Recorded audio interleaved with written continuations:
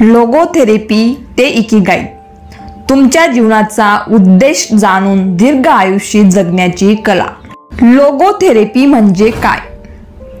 Victor Frankl यांना त्यांच्या एका सहकार्याने सायको ॲनालिसिस विषयी बोलताना त्यांचं वर्णन पुढील शब्दात केलं। ते म्हणाले की सायको ॲनालिसिस मध्ये पेशंट आडवा झोपलेला असतो आणि तो अशा गोष्टी सांगत असतो ज्या त्याला सहसा सांगणं कठीण वाटतं। हे सांगून त्यांनी विक्टर फ्रँकल यांना विचारलं की तुम्ही तुमच्या मानसशास्त्रीय कार्यशाळेविषयी एका वाक्यात मला काय सांगाल? फ्रँकल म्हणाले की लोगोथेरपीमध्ये पेशंट खुर्चीवर बसून अशा गोष्टी ऐकत असतो ज्या ऐकणं त्याला त्यावेळी कठीण वाटतं। फ्रँकलने स्पष्टीकरण देताना असं सांगितलं की ते त्यांच्या पेशंटला पहिला प्रश्न हाच विचारतात की तुम्ही आतापर्यंत आत्महत्या का केली नाही? बहुतांश वेळेला पेशंटला एखादं चांगलं कारण सापडतं आणि ते पुढची यात्रा सुरू ठेवतात। मग लोगोथेरपी नक्की काय करते? यांचं उत्तर एकदम स्पष्ट आहे। ती तुम्हाला जगण्यासाठी कारण शोधायला मदत करते। लोगोथेरपी लोकांना त्यांच्या जीवनाचा उद्देश समजायला मदत करते, ज्यामुळे त्यांच्या जीवनाला अर्थ प्राप्त होतो। त्यामुळे त्यांना जगण्याची नवी उमेद मिळते आणि ते नव्या उत्साहाने समस्यांवर मात करायला आणि त्यांची नकारात्मक कार्यशैली बदलायला तयार होतात। जगण्याचा उद्देश। व्हिएन्ना क्लिनिकमध्ये फ्रँकल यांनी केलेल्या सर्वेक्षणामध्ये त्यांनी असा निष्कर्ष काढला की लोकांना जगण्यासाठी कोणत्या तरी उद्देशाची गरज असतेच। त्यांनी अभ्यासलेल्या 80% लोकांनी असं सांगितलं की त्यांच्याकडे जगण्याचा उद्देश आहे आणि 60% लोक असं मानतात की त्यांच्या जीवनामध्ये अशी एखादी गोष्ट किंवा व्यक्ती आहे ज्यासाठी ते मरायलाही तयार आहेत। जीवनाच्या अर्थाच्या शोधात। आपल्या जीवनाचा उद्देश शोधणं हा फ्रँकल यांच्या जीवनाचा केंद्रबिंदू बनला आणि त्यांच्या शोध कार्याला गती मिळाली। लोगोथेरपीचा सारांश सांगायचा झाला तर खालील 5 पायऱ्यांमध्ये सांगितला जाऊ शकतो। 1. लोकांना त्यांच्या जीवनामध्ये पोकळी, चिंता आणि निराशा जाणवते। 2. थेरपिस्ट त्यांना जाणीव करून देतो की याचा अर्थ असा आहे की तुम्हाला तुमच्या जीवनाचा उद्देश शोधण्याची तीव्र इच्छा आहे। 3. पेशंटला त्यांच्या जीवनाचा उद्देश सापडतो, विशेषतः त्या निराशेच्या काळात। 4. पेशंट त्यांच्या मर्जीप्रमाणे तो उद्देश निवडतो आणि नाकारतो। 5. त्याला मिळालेल्या या नव्या उद्देशाच्या आधारे तो त्याच्या समस्यांवर मात करतो आणि नव्या सकारात्मक जीवनशैलीने कामाला सुरुवात करतो। फ्रँकल स्वतः त्यांच्या तत्वांसाठी आणि उद्देशांसाठी जगायला आणि वेळ प्रसंगी मरायलाही तयार आहेत। ऑस्टविट्झ मधील कैदेत असतानाच्या स्वतःच्या अनुभवातून त्यांना हे लक्षात आलं की लोकांकडून सगळं हिरावून घेतलं जाऊ शकतं, पण एक गोष्ट मात्र कधीच हिरावून घेता येत नाही। कोणत्याही परिस्थितीमध्ये कशा दृष्टिकोनाने आणि कोणत्या भावनेने जगायचं हे स्वातंत्र्य कोणीही माणसाकडून हिरावून घेऊ शकत नाही। हे सगळं त्यांनी स्वतः अनुभवलंय आणि कोणाच्याही मदतीशिवाय त्यांनी संकटांचा सामनाही केला आणि याच गोष्टीने त्यांना आयुष्यभर प्रेरणा दिली। सायको ॲनालिसिस आणि लोगोथेरपी मधील 10 मुख्य फरक। सायको ॲनालिसिस, पेशंट कोचवर निवांत बसलेला असतो। लोगोथेरपी, पेशंट थेरपिस्ट कडे बघून बसलेला असतो। ॲनालिसिस, यामध्ये भूतकाळाविषयीचं सिंह अवलोकन केलं जातं। लोगोथेरपी, भविष्याचा आढावा घेतला जातो। ॲनालिसिस मध्ये न्यूरॉन्सचा अभ्यास केला जातो।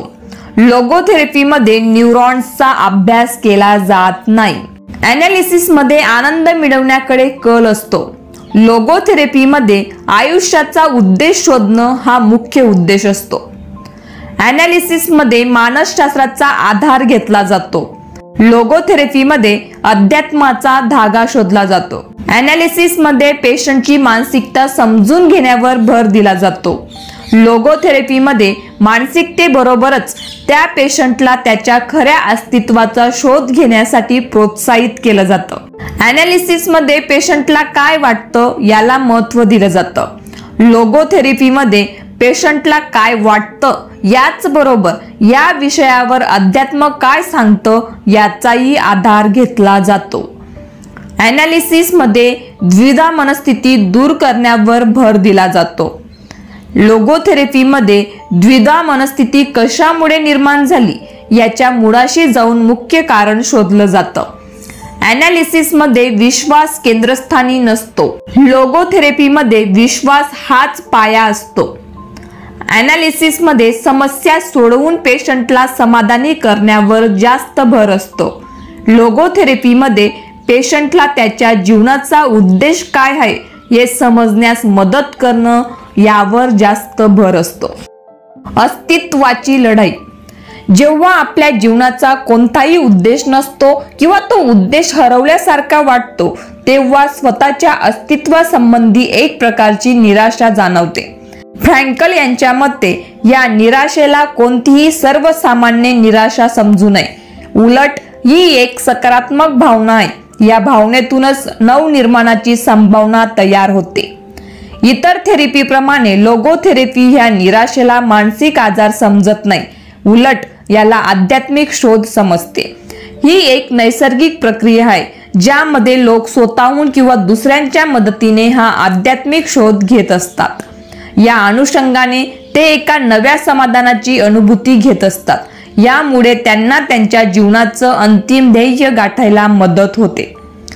जेव्हा एखाद्या माणसाला अशा प्रकारच्या मदतीची गरज असते तेव्हा लोगोथेरपी त्यांच्या मदतीला धावते. लोगोथेरपी त्यांच्या जीवनाचा उद्देश शोधायला मदत करते आणि मनातील द्विधा मनस्थिती दूर करायला मदत करते, ज्यामुळे त्या ध्येयाच्या दिशेने ती व्यक्ती वाटचाल करायला लागते.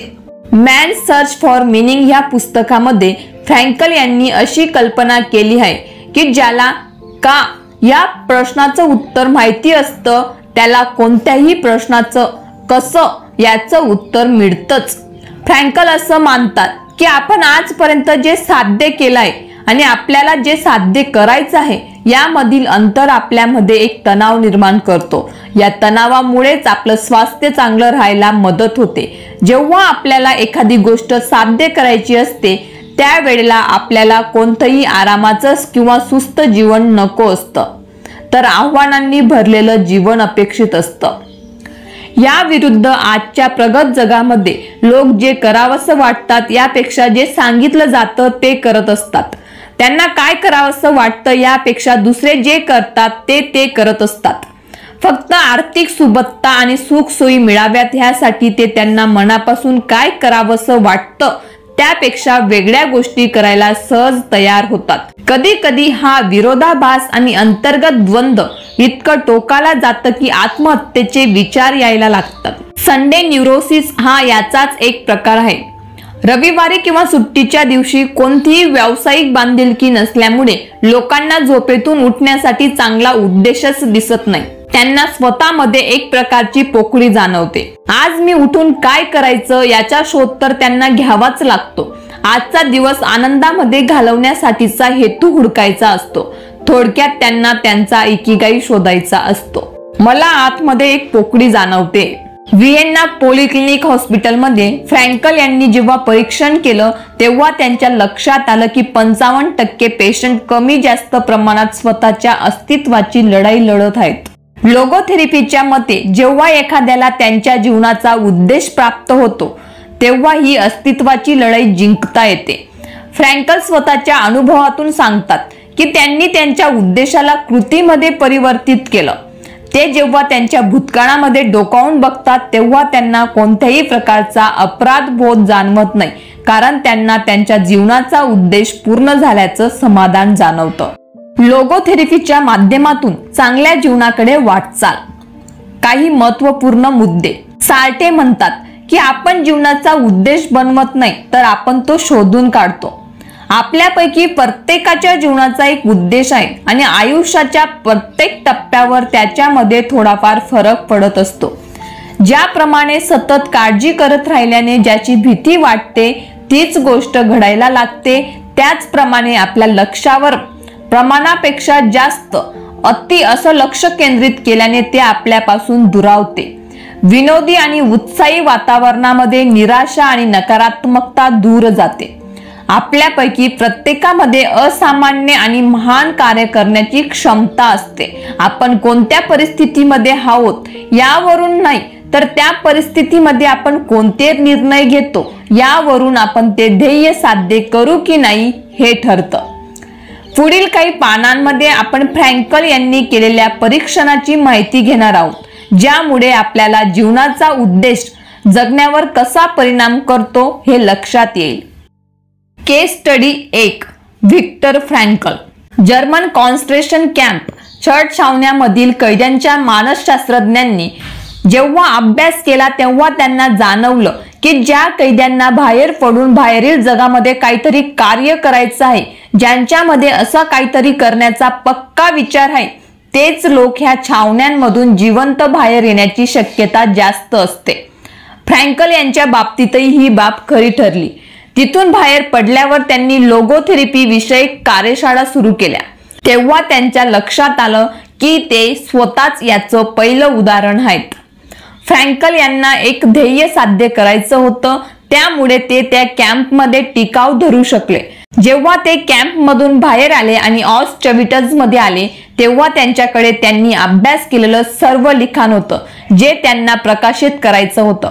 जेव्हा त्यांच्याकडून लिखाण जप्त करण्यात आलं तेव्हा ते सर्व लिखाण पुन्हा लिहिण्याची त्यांची तयारी होती.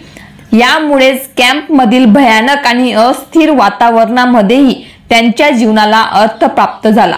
इतकंच नाही तर टायफस सारख्या आजारामध्येही त्यांना जगण्याची उमेद प्राप्त झाली.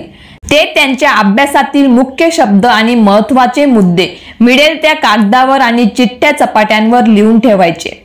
केस स्टडी 2. अमेरिकन राजकारणी. उत्तर अमेरिकेतील एक राजकारणी फ्रँकल यांचा सल्ला घ्यायला आले होते. ते गेल्या 4 वर्षापासून अमेरिकेमध्ये मानसोपचार तज्ज्ञांचा सल्ला घेतच होते. फ्रँकल यांनी त्यांना मूलभूत प्रश्न विचारला. तुम्हाला मानसोपचार तज्ज्ञाचा सल्ला का घ्यावासा वाटला? तेव्हा त्यांनी सांगितलं की आमचे नियम आणि परराष्ट्रीय धोरण मला पटत नाहीत आणि मी सदस्य असल्यामुळे मला त्या नियमांचं आणि धोरणांचं पटत नसतानाही पालन करावं लागतं. ते ज्या मानसोपचार तज्ज्ञांकडे जात होते त्यांचं असं म्हणणं होतं की त्यांनी त्यांच्या राजकारणी वडिलांशी असलेले मतभेद दूर ठेवावेत आणि जरी त्यांना पटत नसलं तरीही ते एकाच विचारसरणीचे आहेत असं भासवत वैयक्तिक आणि राजकीय संबंध चांगलेच आहेत असं लोकांना भासवावं. गेले कित्येक वर्ष ते तज्ज्ञ त्या राजकारण्यांना हेच समजावत होते, पण ते वास्तवात उतरत नव्हतं. फ्रँकल यांनी त्यांना काही दिवसांमध्येच सांगितलं की त्यांच्या विचारांमधील द्वंद्व हे राजकीय मतभेदांमुळे नाही, तर त्यांना मनाविरुद्ध या क्षेत्रात काम करावं लागतं आहे यामुळे निर्माण झालाय. काही वर्षानंतर फ्रँकल यांना त्या राजनेत्यांकडून अशी माहिती मिळाली की ते आता दुसऱ्या क्षेत्रामध्ये कार्य करत आहेत आणि खूपच आनंदी आहेत. फ्रँकल यांच्या मते त्या राजनेत्याला मानसोपचाराची गरजच नव्हती. खरं तर इतके वर्ष त्यांना मानसिक रुग्ण समजण्याची आवश्यकता नव्हती. ते त्यांच्या जीवनाच्या उद्देशाच्या शोधात होते. जेव्हा त्यांना त्यांच्या जीवनाचा उद्देश मिळाला तेव्हा ते जास्त आनंदी आणि समाधानी जीवन जगायला लागले. केस स्टडी 3. आत्महत्येचा प्रयत्न करणारी आई. एक आई जिचा 11 वर्षाचा एक मुलगा जग सोडून गेला होता.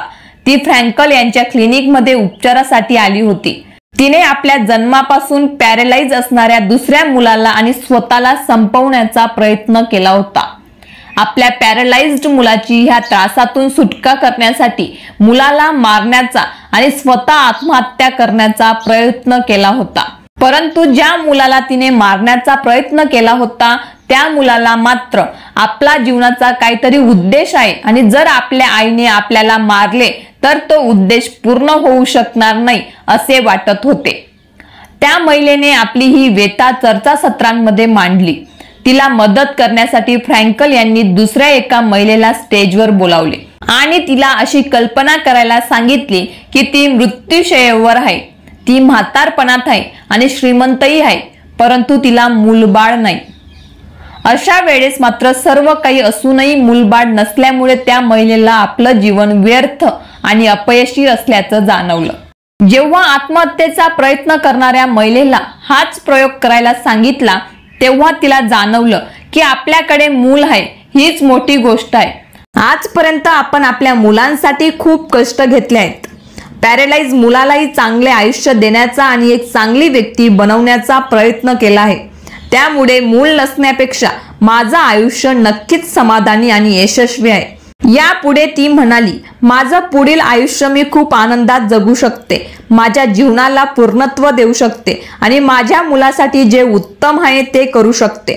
माझं आयुष्य अपयशी न होतं आणि नसेल. अशा प्रकारे मृत्यूशय्येवर असल्याची कल्पना करून आणि मागे वळून पाहिल्यानंतर त्या महिलेला जीवनाचा उद्देश मिळाला, ज्याबद्दल ती आतापर्यंत जागरूक नव्हती. केस स्टडी 4. दुःखाने पीडित डॉक्टर. एक वयस्कर डॉक्टर एकदा फ्रँकल यांच्याकडे थेरपीसाठी आले होते. त्यांच्या प्रिय पत्नीचा मृत्यू झाल्यामुळे ते गेली 2 वर्ष निराश झाले होते आणि यावर उपाय शोधण्यासाठी ते फ्रँकल यांच्या क्लिनिकमध्ये आले होते. त्यांना कोणताही सल्ला देण्याऐवजी किंवा काय झालं काय नाही याचा आढावा घ्यायला सांगण्याऐवजी फ्रँकल यांनी त्यांना एक प्रश्न विचारला. समजा तुमच्या पत्नीच्या आधी तुमचा मृत्यू झाला असता तर काय झालं असतं? तेव्हा डॉक्टर म्हणाले की माझी पत्नी स्वभावाने फारच गरीब होती, तिला खूपच यातना आणि दुःख सहन करायला लागलं असतं. तेव्हा फ्रँकल त्यांना म्हणाले की बघितलं डॉक्टर, तुम्ही किती महान काम करत आहात. तुम्ही तुमच्या पत्नीला या सगळ्या दुःखांमधून बाहेर काढलत आणि तिला शोकाच्या यातनांमधून वाचवलं. त्यानंतर ते डॉक्टर एकही शब्द बोलले नाहीत. त्यांनी फ्रँकल यांचा हात हातामध्ये घेतला आणि काही न बोलता निघून गेले. पण त्यांचे डोळे बरंच काही बोलत होते. त्यांच्या जीवनाला आता उद्देश मिळाला होता आणि पत्नीला आपण केवढ्या मोठ्या दुःखातून वाचवलं आणि हे दुःख मला भोगायला लागतंय या विचाराने ते आता नव्या उमेदीने जगायला निघाले होते. Morita therapy. ज्या दशकामध्ये लोगोथेरपी अस्तित्वात आली त्याच्या काही वर्ष आधी जपानमध्येही शोमा मोरिता यांनीही उद्देशावर आधारित एक थेरपी निर्माण केली होती. याचा उपयोग न्यूरोसिस, ओटीडी म्हणजेच ऑब्सेसिव्ह कंपल्सिव्ह डिसऑर्डर आणि एखाद्या ऑपरेशन किंवा उपचारानंतर येणाऱ्या निराशेवर मात करण्यासाठी केला जातो. मानस उपचार तज्ञ असण्याबरोबरच शोमा मोरिता ह्या झेन बुद्धिस्टही आहेत, ज्यांच्या उपचार पद्धतीने जपानमध्ये एक आध्यात्मिक छाप सोडली आहे. बहुतांश पाश्चिमात्य उपचार पद्धतींमध्ये आजारी माणसांच्या भावनांवर काम केलं जातं. त्यांना भावनांना आवर घालण्याचा किंवा त्यावर ताबा ठेवण्याचा सल्ला दिला जातो. कारण असं मानलं जातं की आपण जशा प्रकारच्या भावना मनामध्ये बाळगतो तसाच विचार करतो आणि त्याच गोष्टी आपल्या कृतींमधूनही व्यक्त होतात. या विरुद्ध मोरिता उपचार पद्धतीमध्ये पेशंटला त्याच्या भावनांवर ताबा ठेवण्यापेक्षा त्याचा स्वीकार करण्याचा सल्ला दिला जातो. ते असं मानतात की भावनाच लोकांच्या कृती बदलण्यामध्ये महत्त्वपूर्ण भूमिका बजावतात. त्या भावना स्वीकारण्याबरोबरच नव्या भावना कशा निर्माण करायच्या हेही सांगितलं जातं. मोरितांच्या मते ह्या भावना अनुभवाने आणि सरावाने विकसित करता येतात. मोरिता उपचार पद्धतीमध्ये कोणत्याही परिणामांकडे दुर्लक्ष करण्याचा सल्ला दिला जात नाही. उलट यामध्ये आपल्या इच्छा, आकांक्षा, भीती, निराशा, काळजी यांसारख्या भावनांचा स्वीकार करायला सांगितलं जातं. Morita therapy and the true nature of anxiety based disorder या त्यांच्या पुस्तकामध्ये त्या लिहितात की तुम्ही भावनांनी संपन्न आणि उदार असायला हवं. मोरिता त्यांची संकल्पना एका कथेच्या माध्यमातून लोकांसमोर मांडतात. ते असं म्हणतात की समजा एखादं गाढव दोरीने खांबाला बांधून ठेवलं असेल तर ते स्वतःची सुटका करून घेण्यासाठी सतत वाटचाल करत असतं, पण त्याची ही वाटचाल त्या खांबाच्या भोवतालीच असते. फक्त त्या खांबापासून दूर जाण्याच्या भावनेने ते जितका प्रयत्न करतं तितकंच ते खांबाशी नातं घट्ट करून घेतं. माणसाच्या बाबतीतही हेच घडत असतं. ज्यावेळी माणूस त्याच्या ऑब्सेसिव्ह विचारांपासून दूर पडायचा प्रयत्न करतो तितकाच तो त्या विचारांच्या सापड्यामध्ये अधिकच अडकत जातो. आणि आता इकिगाई. लोगोथेरपी आणि मोरिता थेरपी या दोन्ही थेरपी तुम्ही स्वतःच्या अनुभवातून साध्य करू शकता. यासाठी कोणत्या मार्गदर्शकाची किंवा आध्यात्मिक शिबिरांची गरज नसते. इकिगाई ही तुमच्या अस्तित्वाची खरी लढाई आहे. एकदा ही लढाई जिंकली आणि आपल्या इकिगाई समजला की फक्त साहसाने आणि प्रयत्नाने त्या मार्गावर चालण्याची तयारी हवी. पुढील प्रकरणामध्ये आपण या मार्गावर चालण्यासाठी लागणाऱ्या साधनांची माहिती घेणार आहोत. तुम्ही निवडलेल्या कामाविषयीची आस्था, सकस आणि योग्य आहार, कमी प्रमाणाचा व्यायाम प्रकार आणि कठीण परिस्थितीमध्ये हार न मानण्याची सवय. हे सगळं करण्यासाठी एक गोष्ट लक्षात ठेवायला हवी की या जगामध्ये कित्येक सदोष लोक आहेत, तरीही जगामध्ये विकासासाठी आणि ध्येय प्राप्तीसाठी खूप संधी आहेत. तुम्हाला ज्या गोष्टी करण्याची प्रेरणा आहे त्या गोष्टी करण्यासाठी तुम्ही स्वतःला झोकून द्यायला तयार आहात का?